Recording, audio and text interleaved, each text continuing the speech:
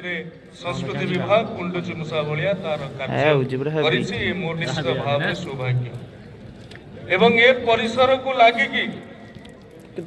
ପାଖାପାଖି ବର୍ଷେ ପୂର୍ବରୁ ମୁଁ ଆସିଥିଲି ଗ୍ୟାଲେକ୍ସି ବର୍ଜଙ୍ଗ କଲେଜରେ ଯେଉଁଭଳି ଭାବରେ ଭିତ୍ତିଭୂମି ସମ୍ପର୍କରେ ପୁରାତନ ଛାତ୍ର ଏବେକାର ଛାତ୍ରଛାତ୍ରୀ ଶିକ୍ଷକ ଶିକ୍ଷୟିତ୍ରୀ ମୋ ଆଗରେ କହିଥିଲେ ମୁଁ ଏ ମଞ୍ଚରେ ଧନ୍ୟବାଦ ଦେବାକୁ ଚାହିଁବି କେନ୍ଦ୍ରମନ୍ତ୍ରୀ ଓଡ଼ିଶାର ମୁଖ୍ୟମନ୍ତ୍ରୀ ମୋହନ ଚରଣ ମାଝୀଙ୍କୁ ଯେ ସିଏ ପିଏମ୍ ଉଷା ଏବଂ ଷ୍ଟେଟ୍ ଫଣ୍ଡରୁ ପାଖାପାଖି 8 କୋଟି ଟଙ୍କା ପ୍ରଦାନ କରିଛନ୍ତି ଏ କଲେଜର ଭିତ୍ତିଭୂମି ଜନିତ ଡେଭଲପମେଣ୍ଟ। ଧନ୍ୟବାଦ। ଯେତେବେଳେ କାର୍ଯ୍ୟକ୍ରମ ସରିଲା ମୁଁ କଲେଜରୁ ବାହାରିକି ଯାଉଥିଲି ଏଠିକାର ସ୍ଥାନୀୟ ଉତ୍ସାହୀ ଯୁବବନ୍ଧୁ ମାନେ ମୋତେ ଏ ପଡ଼ିଆକୁ ଆଣିଥିଲେ ଏବଂ ଏ ପଡ଼ିଆ ସେଇଠି ଗୋଟେ ଟେଣ୍ଟ ମରା ହେଇଥିଲା ସେଠି ଆଣିକି ମୋତେ ଏ ପଡ଼ିଆକୁ ଦେଖେଇଥିଲେ ଏବଂ ମୋ ମନରେ ସେତେବେଳେ ଆକାଂକ୍ଷା ଥିଲା ନା ଏ ପଡ଼ିଆକୁ ଆମକୁ ବଡ଼ କରିବାକୁ ପଡ଼ିବ ଏବଂ ଧନ୍ୟବାଦ ଦେବି ରାଜ୍ୟ ସରକାରଙ୍କୁ ଯେ ଓଡ଼ିଶାର 314 ବ୍ଲକରେ ଏଇଟା କ'ଣ ବ୍ଲକ ଲେଭେଲ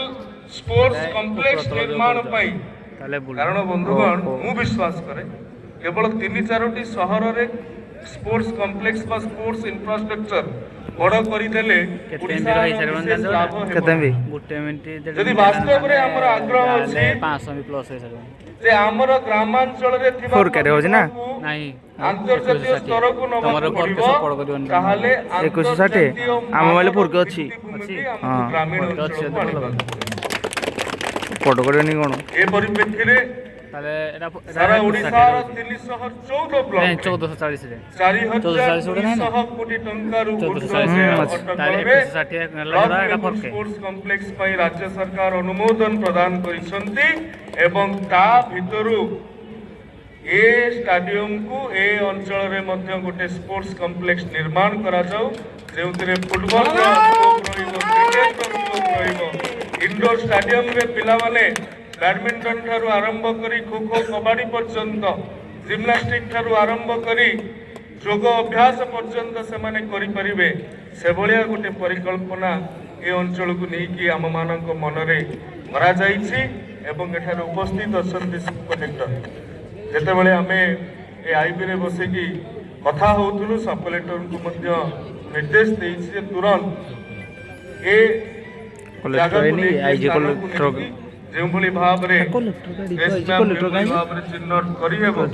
ଏବଂ ମୁଁ ପ୍ରସ୍ତୁତ ଅଛି ଏ ସ୍ଥାନକୁ 14,50 ଲକ୍ଷ ଟଙ୍କା ପ୍ରଦାନ କରିବା ପାଇଁ ଆପଣମାନେ ଆବଶ୍ୟକୀୟ କାଗଜପତ୍ର ପ୍ରଦାନ କରନ୍ତୁ ସରକାର ତୁରନ୍ତ ତାହାକୁ ଅନୁମୋଦନ କରିବେ। ବନ୍ଧୁଗଣ ମୁଁ ଆଉଥରେ ସମସ୍ତଙ୍କୁ କୃତଜ୍ଞତା ଜ୍ଞାପନ କରିବି ଧନ୍ୟବାଦ ଜଣେଇବି ଯେ କେବଳ ବୀର ବେଣୁଙ୍କ ଓଡ଼ିଶାର ବିଭିନ୍ନ ବା ଭାରତବର୍ଷର ବିଭିନ୍ନ ଟିମ୍ ମାନଙ୍କୁ ଗୋଟେ ବଡ଼ ସୁଯୋଗ ଦେଇଛି ତାହା ନୁହେଁ ଏ ପର୍ଜଙ୍ଗ ଅଞ୍ଚଳର ଐତିହ୍ୟ ପର୍ଜଙ୍ଗ ଅଞ୍ଚଳର ତ୍ୟାଗ ସମର୍ପଣ ତିତିକ୍ଷା ବଳିଦାନ ସହିତ ସାଂସ୍କୃତିକ ଧରୋହରକୁ ଆହୁରି 2 ପାଦ ଆଗକୁ ନେବାକୁ ପ୍ରଯତ୍ନ ଯେଉଁଭଳି ଭାବରେ ଉର୍ଜା ଟ୍ରଷ୍ଟର ଯୁବବନ୍ଧୁମାନେ କରୁଛନ୍ତି ସମସ୍ତଙ୍କୁ ଆଉଥରେ ମୋ ତରଫରୁ କୃତଜ୍ଞତା ଜ୍ଞାପନ କରୁଛି ଧନ୍ୟବାଦ ଜଣାଉଛି ଜିତିଥିବା ଟିମ୍କୁ ମୋ ତରଫରୁ ଶୁଭେଚ୍ଛା ଜିତି ପାରିନଥିବା ଟିମ୍ ମଧ୍ୟ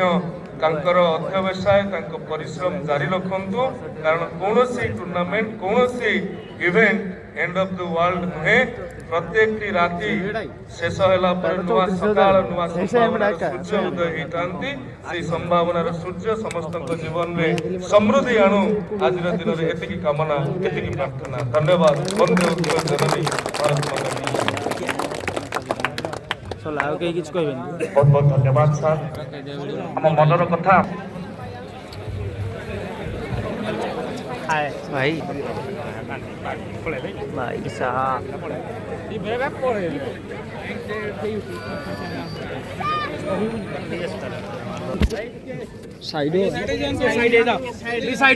साइड जाओ भाई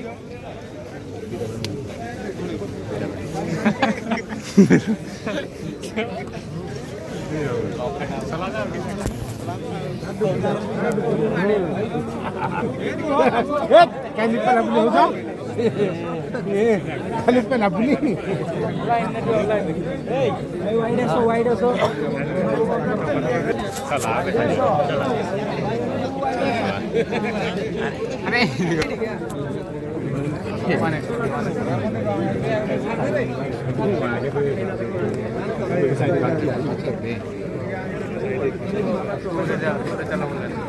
দৌড়ে যাও যে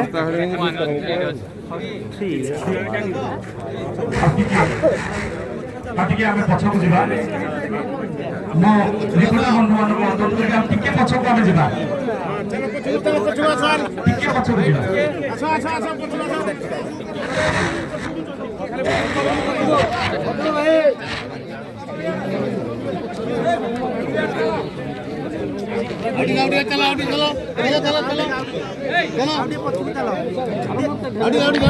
पछू टिके भाई भाई चलो